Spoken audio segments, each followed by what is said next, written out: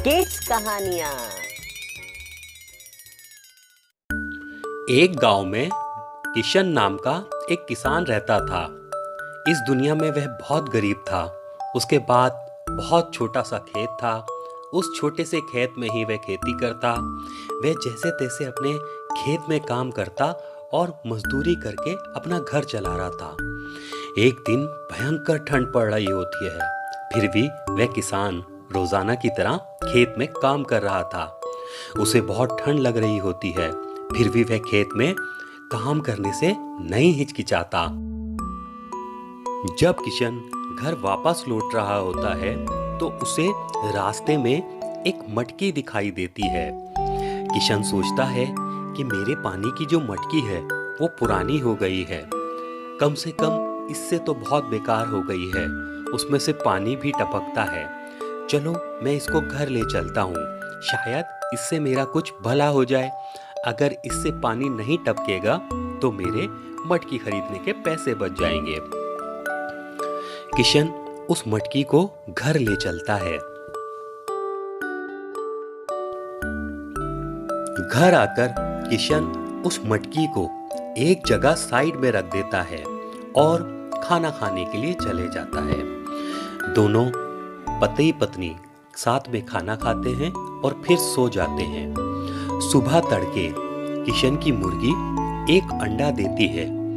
किशन की धर्मपत्नी वो अंडा उठा करके किसी सही जगह पर रखना चाहती थी जिससे अंडा टूट ना जाए। किशन की पत्नी को वो मटकी दिखाई देती है। किशन की पत्नी उस मटकी के अंदर ही उस मुर्गी के अंडे को डाल देती है।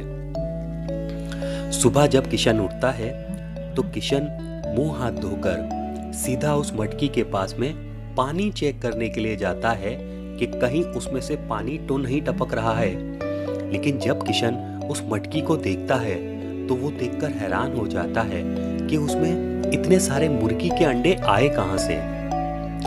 किशन अपनी धर्मपत्नी को बुलाता है। धर्मपत्नी आती है। किशन धर्मपत्नी से इतने सारे अंडों के बारे में पूछता है तो धर्मपत्नी किशन को बताती है, अजी मैंने तो इसमें सिर्फ एक अंडा डाला था, मगर ये अनेक अंडे कैसे हो गए मुझे खुद कुछ नहीं समझ में आ रहा। किशन बड़ा ही अचंभित होता है और वो सोचता है शायद ये मटकी एक जादुई मटकी है। किशन उस मटकी का राज जानने के लिए उसमें कुछ पैसे डाल देता है और उस मटकी को वहीं साइड रखकर चले जाता है खेत में हल जोतने के लिए। शाम को जब किशन घर वापस आता है तो किशन सबसे पहले बिना मुंह हाथ धोए मटकी के पास में पहुंचता है और वो जब मटकी को देखता है तो देख करके हैरान हो जाता है। वो मटकियां बहुत सारे पैसों से भरी पड़ी हुई थी। किशन देखकर हैरान और खुश हो जाता है। किशन अपनी धर्मपत्नी को बुलाता है और कहता है, देखो मैंने इसमें कुछ पैसे डाले थे और अब ये पैसे बहुत सारे हो गए हैं, पूरी मटकी भर के। किशन की धर्मपत्नी भी ये सब देख करके बहुत हैरान होती है। किशन कहता है, अब हमारे गरीबी के दिन गए, अब हम पैसे वाले हो जाएंगे। बहुत दिन हमने दुखियों की तरह गुजारे हैं, अब हमारे दिन जो हैं वो फिरने वाले हैं। हे भगवान, हे ईश्वर, तेरा भला हो, तूने मुझे ऐसी।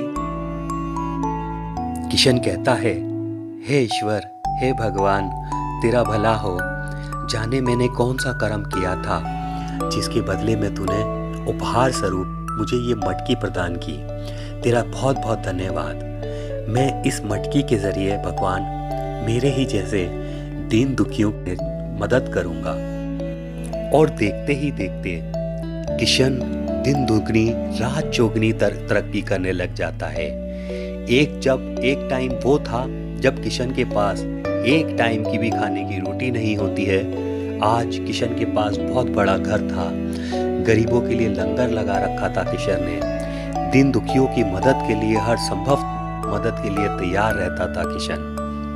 लेकिन ये बात राज्य के मंत्री तक पहुंचती है। मंत्री सोचता है, एक चंद साल पहले ऐसा व्यक्ति जो बेहद ही निर्धन था, आखिर उसके पास इतना धन आया कहाँ से जो वो दीन दुखियों की मदद करने लगा? मंत्री इस राज को जानने के लिए किशन को अपने दरबार में बुलाते हैं। किशन उस दरबार में जाता है और मंत्री जी से पूछता है, हुजूर, मुझे आपने किस लिए बुलाया है यहाँ? मंत्री कहते हैं, मुझे लगता है कि तुम कुछ गलत काम कर रहे हो और यही गलत काम करने की वजह से मैं तुम्हें सलाखों के पीछे डालता हूँ। लेकिन मैंने कौन सा गलत काम किया है?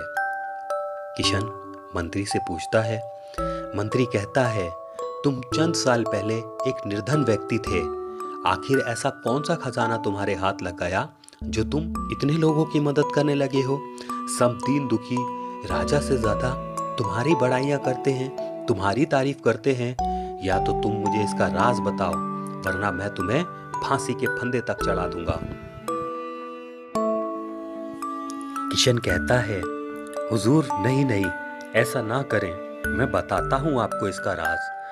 असल में कुछ साल पहले मुझे मेरे खेतों से एक मटकी पाई थी और वो पूरी कहानी मंत्री को बता देता है।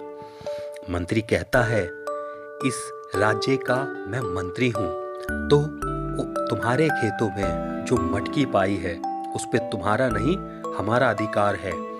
कल सुबह तड़के उस मटकी को अगर तुमने मेरे पास नहीं पहुंचाया तो मैं तुम्हें फांसी के फंदे तक पहुंचा दूंगा। किशन का दिल बहुत उदास होता है। किशन कहता है, जी हजूर, मैं कल सुबह इस मटकी को आप तक पहुंचा दूंगा। अगली सुबह किशन वह मटकी दुखी मन से उस मंत्री को दे आता है और अब उस किशन का दीन दुखियों की मदद करने का जो कार्यक्रम होता है वो धीरे धीरे कम होते होते बंद हो जाता है। कुछ समय बाद ये बात राजा को पता चलती है। राजा सोचता है कि किशन तो बहुत दयालु इंसान था, वो हर रोज दीन दुखियों की मदद करता रहता था। शायद वह किसी परेशानी में है या किसी समस्या में है। अगर वह किसी समस्या में है तो मेरे राज्य के इतने दयालु इंसान की मदद करना इस राज्य का राजा होने के नाते मेरा फर्ज बनता है। और राजा अगले दिन किशन का हालचाल पूछने के लिए उसके घर जाता है। किशन सारी बात राजा को बता देता है।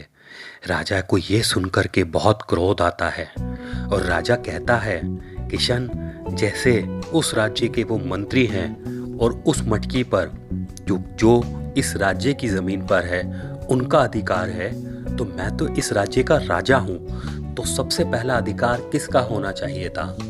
किशन कहता है, महाराज आपका। तो राजा गुस्से में मंत्री को बुलावा देता है कि वो किशन के घर आए और उस जादुई मटकी को भी लेकर के आए। मंत्री भागा भागा किशन के घर पहुंचता है और हुजूर के सामने झुक करके खड़ा हो जाता है। राजा कहता है, तुम्हारी हिम्मत कैसी हुई इतने दयालु आदमी के साथ में इस तरह का घटिया काम करने की? तुम इसे अभी के अभी मटकी दो और कल सवेरे पूरी सभा के अंदर यह फैसला होगा कि तुम्हारा इतना गंदे जुर्म के बदले तुम्हें क्या सजा मिले। किशन को वो मटकी वापस मिल जाती है। राजा किशन से हाथ जोड़ करके माफी मांगता है और कहता है, अपना दीन दुखियों का काम करने का जो आपका तरीका है वो बहुत पसंद आया, इसे ऐसे ही चलाते रहो और किसी भी तरीके की समस्या आए, इस राज्य के राजा होने के नाते मैं हमेशा तुम्हारे साथ खड़ा हूँ। और यह कहकर राजा किशन के घर से चला जाता है। किशन फिर दोबारा दीन दुखियों की मदद करना शुरू कर देता है। उधर राजा मंत्री को फांसी की सजा सुनाता है और इस तरीके से किशन सारी जिंदगी दीन दुखियों की मदद करने के साथ साथ राज्य के सहायता करने में, राज्य की धनराशि बढ़ाने में भी मदद करता रहता है। और कुछ समय बाद ही उस राज्य के अंदर एक भी गरीब व्यक्ति नहीं रहता। तो बच्चों, इस कहानी से हमें यह शिक्षा मिलती है, कर भला तो हो भला।